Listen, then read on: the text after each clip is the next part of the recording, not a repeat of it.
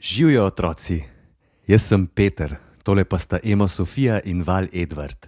Danes vam bomo prebrali pravljico Najlepši kraj, ki jo je napisala Saša Pergar, ilustrirala pa Ana Rasputnik Donati.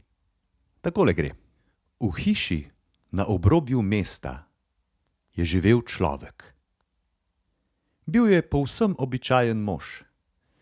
Zjutraj je hodil v službo, ob popoldnevih na sprehod, ob sobotah pa včasih v kino. Nikoli se mu ni zgodilo kaj pretirano zanimivega. Nedaleč stran od njegovega doma je bil hrib, na vrhu katerega je raslo drevo. V njegovi krošnji in pod njo in celo med koreninami pa so si dom našle najrazličnejše živali. Nekega sončnega dne se je človek, kot že tolikokrat poprej, odpravil na sprehod. Tokrat se je podal naravnost proti hribu. Ko se je vzpenjal po njegovem pobočju, se mu je pred očmi razkrival vse čudovitejši razgled. Ta ga je vlekel višje in višje. Na vrhu je zagledal košato drevo, okoli katerega je bilo vse polno živali.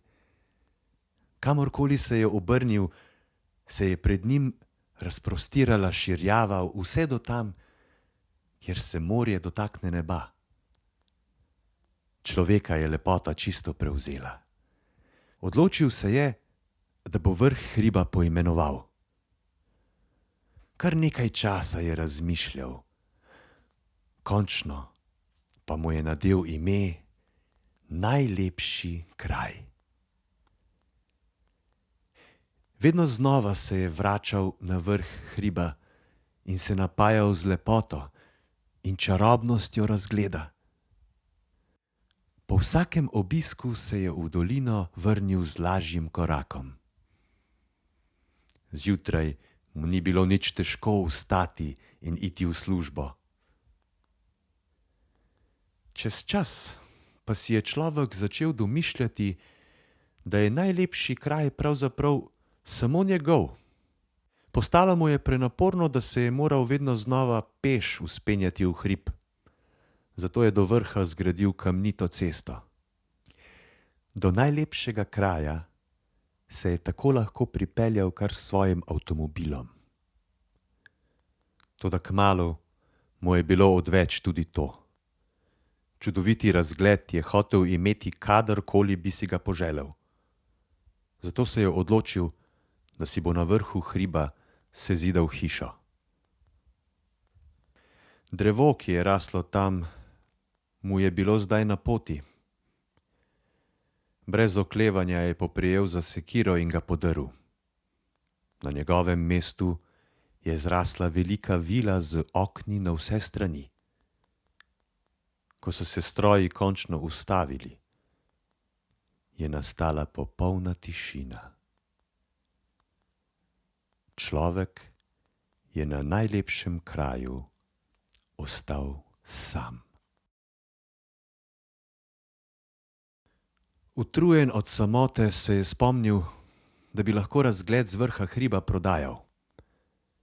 Kmalu so res prišli radovedneži in glas o najlepšem kraju ponesli v svet. Ni minilo dolgo, da so se tja zgrinjale trume obiskovalcev. Prostora zanje je kmalu zmanjkalo. Zato so buldožerji spet zasekali v hrib.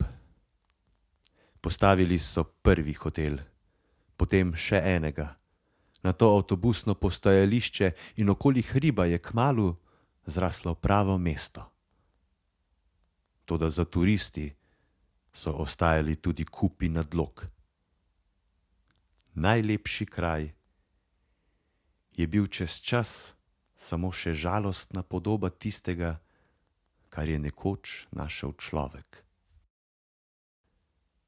Človek je spoznal, da med betonskimi zidovi in množicami ljudi ni več srečen. Pobral je svoje stvari in odšel stran. Dolgo je hodil, preden je naletel na hrib, podoben prejšnjemu. Navdušen se je povzpel na vrh in razgled je bil enako osupljiv. Naslednjega dne se je vrnil in v roki nosil mlado drevo. Na vrhu hriba je skopal jamo, mladiko posadil vanjo in jo zalil. Utrujen je sedel obnjo, se zazrl v dolino ter vrhu šepnil: Imenoval te bom najlepši kraj. Nasvidenje, otroci.